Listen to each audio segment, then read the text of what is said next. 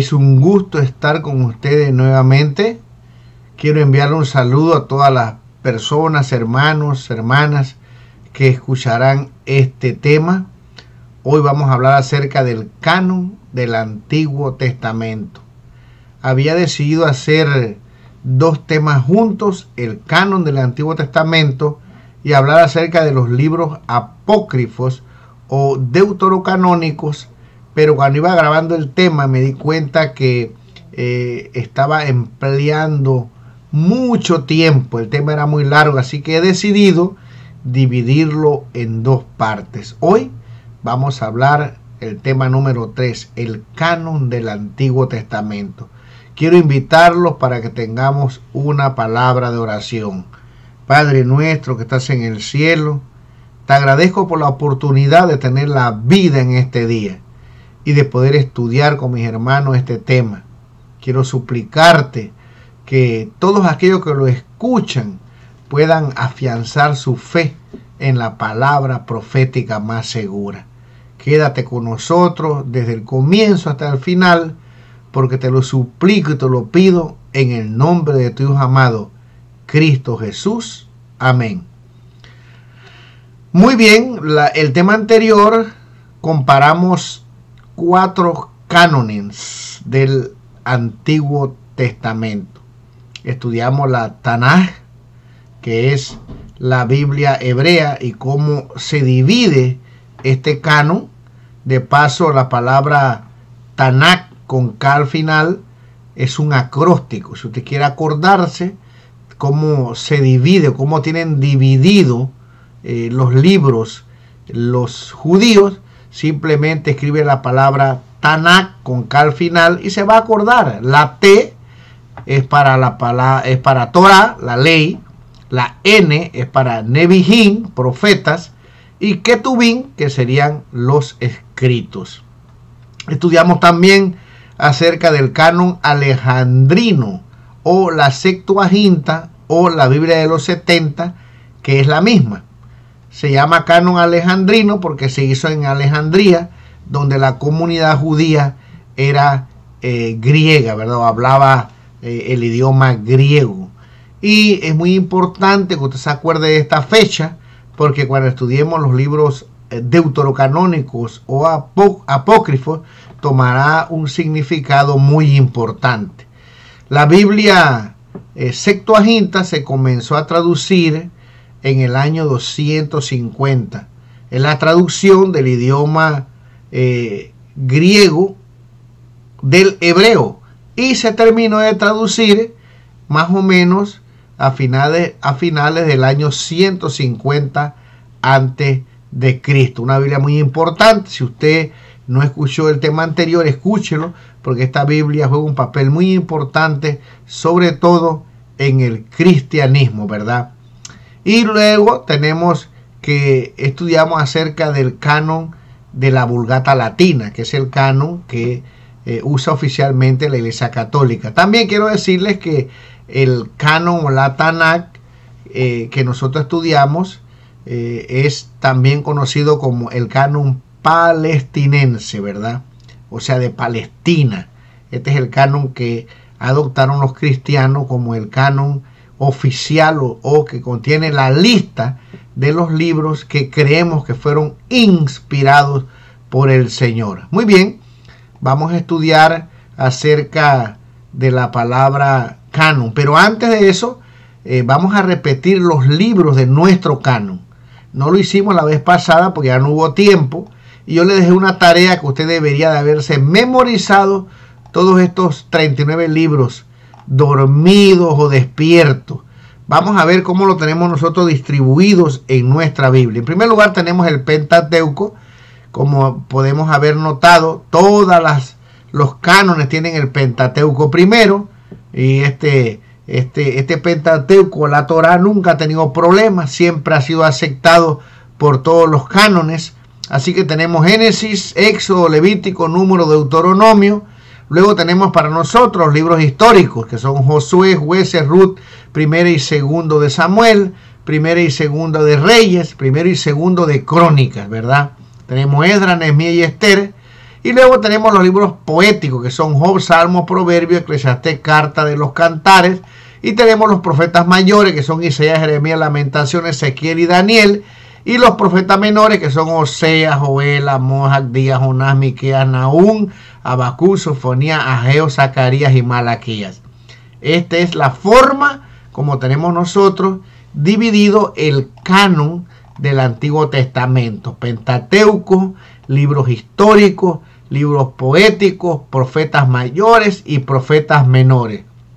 Ahora, ¿qué significa la palabra canon?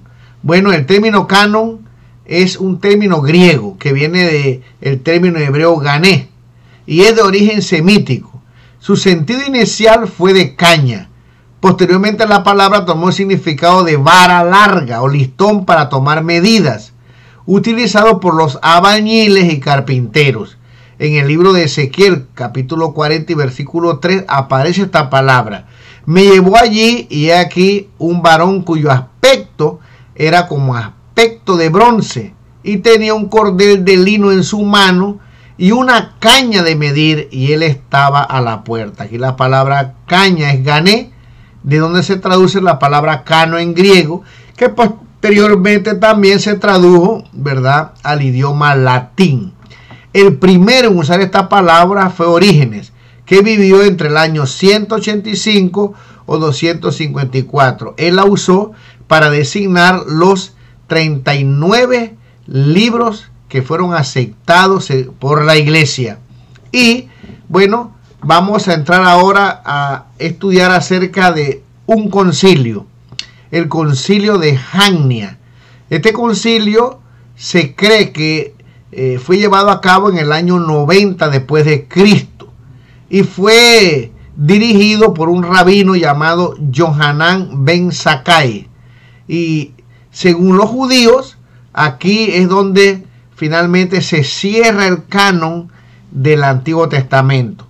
Ahora, tengo que decirles que durante el siglo XX la mayoría de personas aceptaba esto, pero hoy si usted va a investigar, va a encontrar que hay muchos teólogos que no lo aceptan porque dicen que no tienen una base histórica.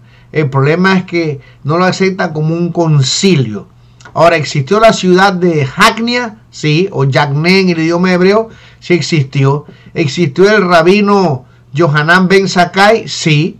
Lo que sucedió fue que cuando se destruyó el templo, los rabinos o los fariseos que lograron sobrevivir se mudaron a esta ciudad de Yagné o Jamnia. Y ellos les pidieron permiso a los romanos para fundar una escuela de halajá. Y en esta escuela ellos iban a estudiar qué iban a hacer ahora con el judaísmo, ya que el templo había sido destruido. Y se cree que aquí se trasladó lo que nosotros conocemos como el Sanedrín. Y esta escuela fue dirigida por Zakkai, por este judío, quien supervisó el inicio del judaísmo rabínico y la escritura de la Mishnah, la primera redacción de la ley oral y el texto fundacional del Talmud.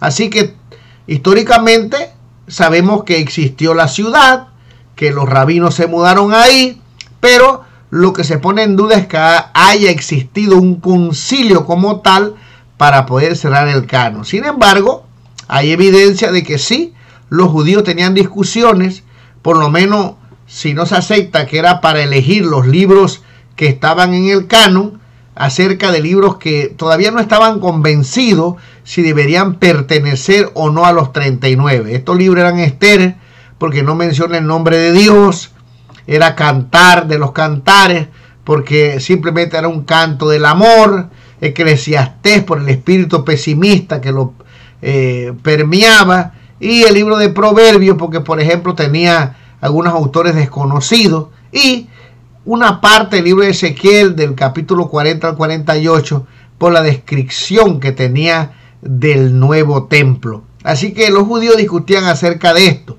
Sin embargo, la teoría que fue establecida o se propuso por primera vez, pues fue por un judío, un historiador judío llamado Heinrich Graetz. en 1871, donde él es el que menciona que hubo un concilio en esta ciudad de Jamnia y que ahí pues se decidió cerrar el canon. Ahora, nosotros sabemos que ellos no eligieron los libros que estaban allí, porque este concilio fue en el año 90, después que se destruyó el templo.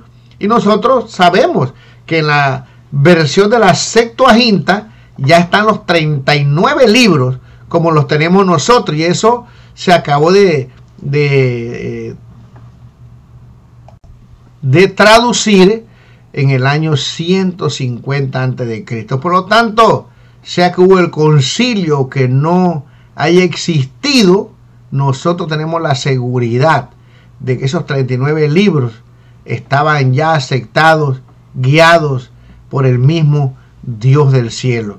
A mí hasta me gusta más la idea de creer que no hubo ningún concilio que se aceptó nada, sino que Dios fue guiando a los hombres que querían y tenían fe en Él para que esos libros fueran aceptados como parte de la lista oficial de los libros normativos. Ahora, si tenemos nosotros una prueba de que había discusiones y que se pusieron algunas bases o reglas, como es la palabra canon, para poder elegir estos libros, o para que estos libros fueran aceptados a través de la historia como libros que hoy nosotros reconocemos como inspirados por el Señor.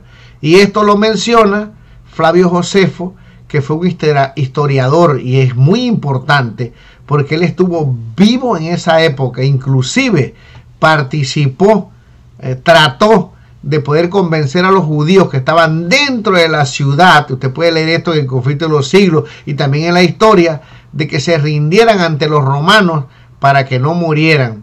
La historia dice que los que estaban en la muralla, allá dentro de la ciudad de Jerusalén, lo hirieron, le tiraron una piedra y finalmente lo lograron cortar. Así que este judío, Flavio Josefo, que escribió la historia de los judíos, realmente para todos los teólogos y historiadores es una fuente confiable de que lo que él escribe es verdad. Y él nos dice por lo menos que hubieron 5 normas que se utilizaron para que los libros que nosotros tenemos puedan ser aceptados dentro de la lista de los libros inspirados.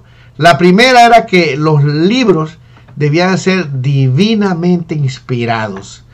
Los hombres que escribieron esos libros, yo quiero que usted se acuerde de esto porque vamos a tener el siguiente tema acerca de los libros apócrifos, pero las personas o los hombres que escribieron estos libros eran profetas, donde ellos cada vez que escribían decían: el Señor me ha enviado, Jehová me ha dicho. Ellos siempre decían que su mensaje provenía directamente del Dios Todopoderoso. Nosotros sabemos que en 2 de Pedro 1:21 él nos dice que porque nunca la profecía fue traída por voluntad humana, sino que los santos hombres de Dios hablaron siendo inspirados por el Espíritu Santo. Así que los libros que fueron elegidos dentro del canon eran libros que reclamaban haber sido escritos por hombres que estaban guiados por el Espíritu de Dios.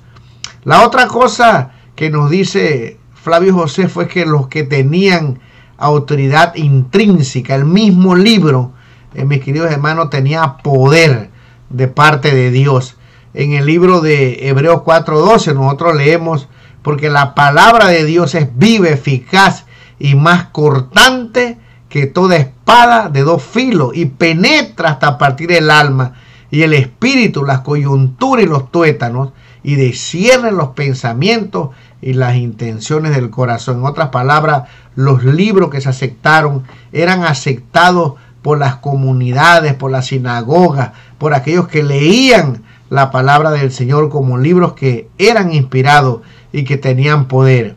Otra cosa es que los libros deberían de concordar con la Torá, que fueron los 5 libros de Moisés y que nunca han estado en duda. Como veremos, hay pasajes tras pasajes que nos hablan acerca de la Torá. Y el otro punto era que los escritos, los que fueron escritos en Palestina en idioma hebreo. Ahora, este punto es muy interesante, porque ya para ese tiempo, esos rabinos que se habían apartado para la ciudad de Yagnia no aceptaban el cristianismo. Así que al escribir este punto que está aquí, no solamente estaban diciendo que aceptaban los libros hebreos, pero también con este punto estaban despreciando todas las demás escrituras que estuvieran en otro idioma. Y en este caso tenemos la Septuaginta, que fue traducida del idioma hebreo, pero como estaba escrita en el idioma griego, ellos no la querían aceptar. Hoy hay judíos mesiánicos que desprecian esta escritura, ¿verdad? Porque solamente quieren decir que el idioma hebreo es el idioma en el cual deben estar escritos todos los libros. Sin embargo, déjeme decir algo en esta tarde. Sea que usted tenga una traducción en griego, sea que la tenga en español, en siriaco, en alemán. Mire, mi querido hermano, esa es la palabra de Dios. Usted puede leerla y esté en hebreo o no. Esa Biblia contiene el mensaje de la salvación. Sin embargo, aquí se ve que con este punto estaban tratando de eliminar cualquier otra traducción que estuviera en otro idioma. Esto lo va a entender un poquito más cuando estudiemos acerca de los manuscritos que existen y comparemos algunos textos de la Biblia masorética con la Biblia Septuaginta y con algunos pasajes que podemos buscar de los rollos que se encontraron en el Mar Muerto. Así que vemos entonces que, bueno, los que escritos en Palestina, en idioma hebreo, y dice aquí en Palestina, por lo tanto, están despreciando el canon de Alejandría. Muy interesante. Y el punto número 5, dice los que fueron escritos entre el tiempo de Moisés. Ya usted se acordará del primer tema, que fue en el año 1500 a.C. aproximadamente, hasta Artajerjes I, en el año 424, cuando Esdras, ¿verdad?, regresa a Jerusalén después de los 70 años.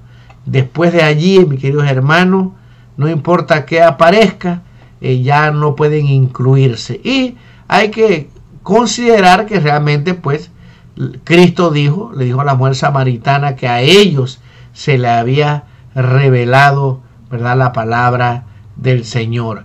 Ahora, hay pasajes donde nos indican claramente que estos libros de la ley de Dios, la Torá y los profetas, se usaban.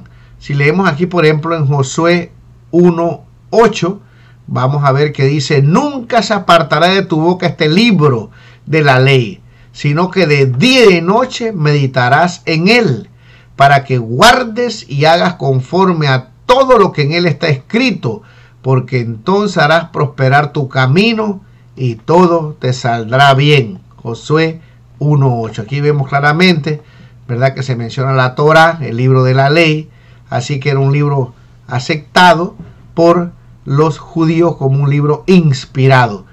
Aquí vemos en Daniel 9:2 que dice: en el año primero de su reinado, yo, Daniel, miré atentamente en los libros el número de los años de que habló Jehová el profeta Jeremías, que había de cumplirse las desolaciones de Jerusalén en 70 años. Aquí estaba a punto ya de que se diera el decreto por Ciro para que los judíos pudieran regresar a la tierra de Jerusalén a reconstruir el templo.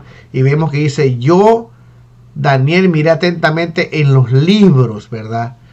Parece que buscó otros libros más, tal vez Ezequiel, pero menciona al profeta Jeremías, que mencionaba específicamente que iban a estar en cautiverio por 70 años. Eso demuestra que los profetas también ya eran aceptados dentro del canon o la lista oficial de los libros normativos. Ahora, tenemos evidencias también ya de extrabíblica. Por ejemplo, yo leí todos los libros como yo les había prometido, y no puedo hablar de algo que no leo, ¿verdad? Leí todos los libros deuterocanónicos Y aquí, por ejemplo, en el libro de el Eclesiástico, en lo que es la introducción, nosotros vamos a encontrar una cita muy interesante donde se menciona ya los libros del Tanakh, cómo nosotros los estudiamos, o sea, la división que nosotros estudiamos cuando abordamos ese tema. Y dice lo siguiente. Esto lo encontramos en el prólogo, antes del capítulo número 1 del libro Eclesiástico, uno de los libros apócrifos o deuterocanónicos. Dice lo siguiente. Así lo hizo mi abuelo Jesús. No está hablando de Jesús, el Señor Jesús, sino Jesús el siríaco, ¿verdad? Que es el que posiblemente escribió este libro. Así lo hizo mi abuelo Jesús. En primer lugar, se dedicó de lleno a la lectura de la ley y los profetas y de los demás libros recibidos de nuestros antepasados, y alcanzó un conocimiento muy grande de ellos, y luego él mismo se sintió movido a escribir un libro sobre la instrucción y la sabiduría, para que, practicando sus enseñanzas, las personas deseosas de aprender puedan hacer mayores progresos viviendo de acuerdo con la ley. Aquí el nieto de Ben Siriá dice que ya este nieto había estudiado, o su abuelo había estudiado, dice aquí, la escritura de la ley, los profetas y los demás libros recibidos de nuestros antepasados. Así que vemos entonces que ya para esta fecha, este libro de Eclesiástico, según la introducción, se escribió más o menos en el año 132 antes de Cristo. Y aquí se menciona la estructura del Tanakh, ¿verdad? La Torá, los profetas y los escritos. También tenemos en el año 38 a Filón de Alejandría, donde hay una lista donde cita la mayoría de estos libros normativos que tenemos en el canon de nuestras Biblias. Y en Lucas capítulo 24, versículo 44, el Señor Jesús dice aquí: cuando todavía estaba yo con ustedes, les decía que tenía que cumplirse todo lo que está escrito acerca de mí en la ley, sería la Torá de Moisés, en los profetas, los Nevijín, y en los salmos, que serían los escritos. Y pone salmo porque salmo es el que comienza, ¿verdad?, la lista de los libros de los escritos. Y encontramos un texto muy interesante que está aquí en Lucas capítulo 11, versículos 50 al 51.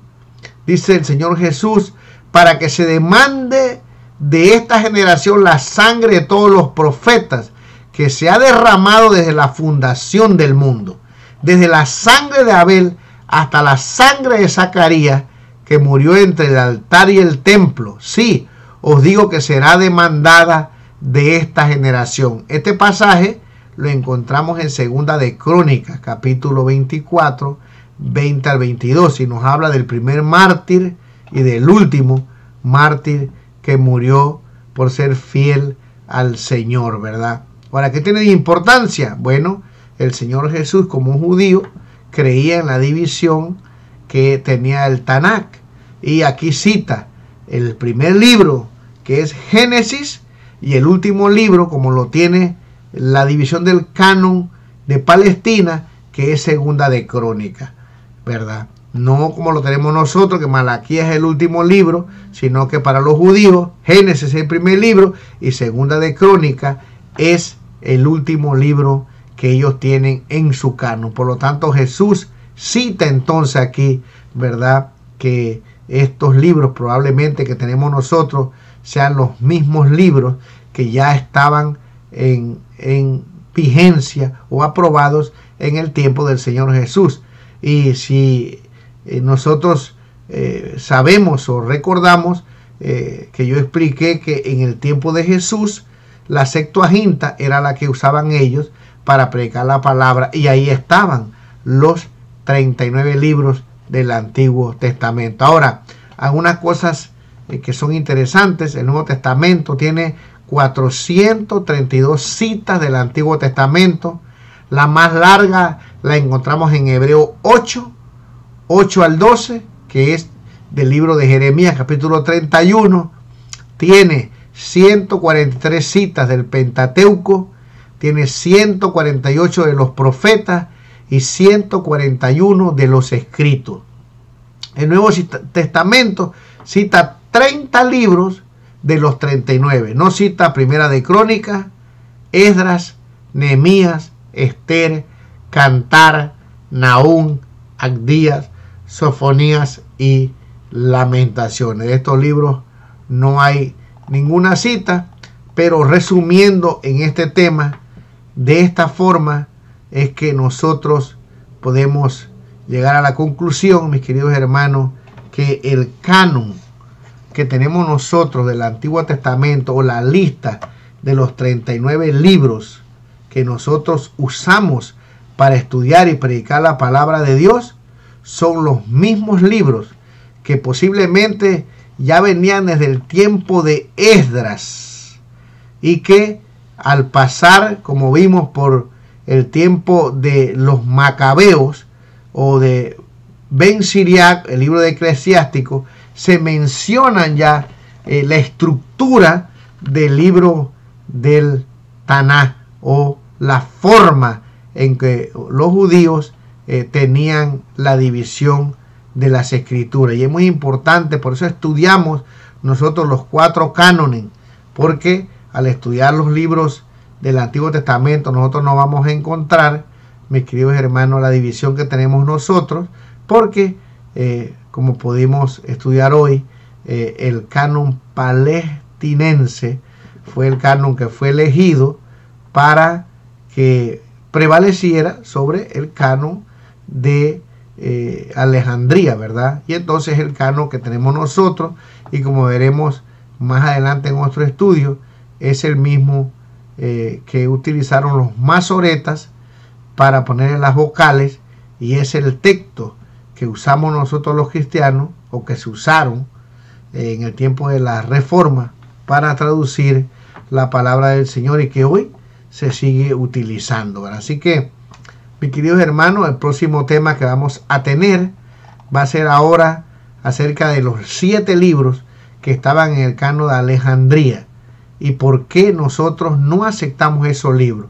Por ahora quiero decirles que podemos tener la confianza, mis queridos hermanos, que los libros que tenemos nosotros fueron divinamente inspirados, tienen autoridad intrínseca, y que realmente son libros que Dios mismo, para mí, escogió, que guió a esos hombres, porque hay veces los hombres creen que hacen cosas, sin embargo el Señor va guiando la historia de este mundo, y podemos tener la seguridad, mis queridos hermanos, que estos libros que han llegado a nuestros días son los mismos libros que utilizaron el Señor Jesús, los apóstoles, para predicar, y que fueron los libros que a través de la historia, a través de los profetas que predicaban la palabra, fueron agregándose para que hoy nosotros podamos tener la lista de los libros normativos.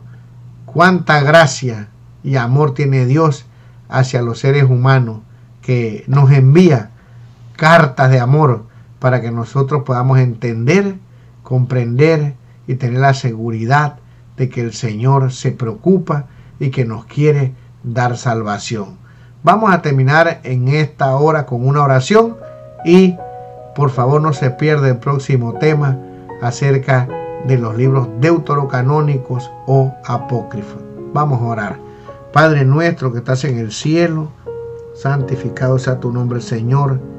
Te agradezco, Padre bendito, porque me has permitido una vez más poder compartir con mis hermanos el estudio de tu palabra. Quédate con nosotros y permite que podamos realmente creer que tú eres un Dios justo, bueno y santo, que nos has revelado tu voluntad y que nos ha llegado a nosotros a través de esta lista de libros del canon, y que realmente al estudiarlo nosotros podamos con todo nuestro corazón amar, respetar y honrar a Dios. Quédate con nosotros en el nombre de Cristo Jesús. Amén. Que el Señor los bendiga y nos vemos en el próximo tema.